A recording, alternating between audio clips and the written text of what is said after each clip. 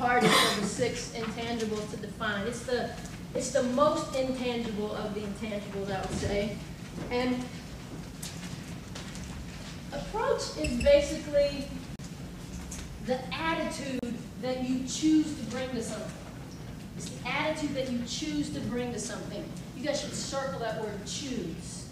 It's the attitude that you choose to bring to something. And you have an approach to everything that you do. You have an approach to your game. You have an approach to practice. You have an approach to the way you walked in this room today.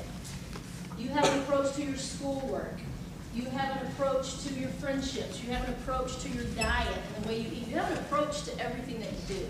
And it's an attitude that you choose to bring to something. And this is one of the intangibles that at PGC, instead of talking a whole lot about it, we just keep bringing it up as examples as the week goes on. Because something can happen and we can say, all right, let's talk about what was your approach just now. It might be somebody makes a mistake. Okay, what was your approach to that mistake?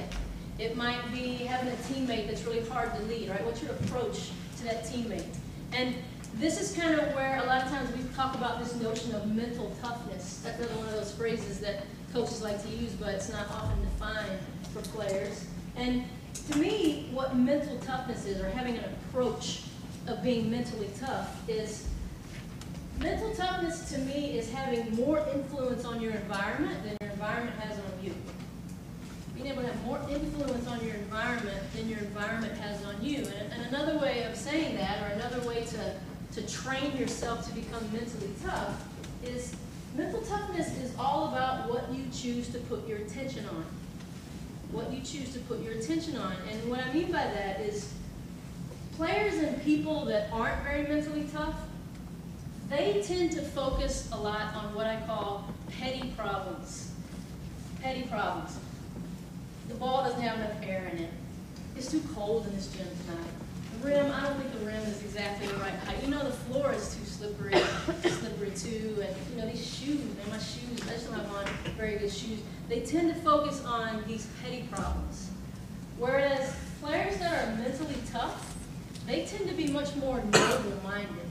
Noble-minded, and what I mean by that is they tend to keep their attention or their focus on the bigger things, things that really matter, things that really go into winning and losing basketball games or having a winning or losing season.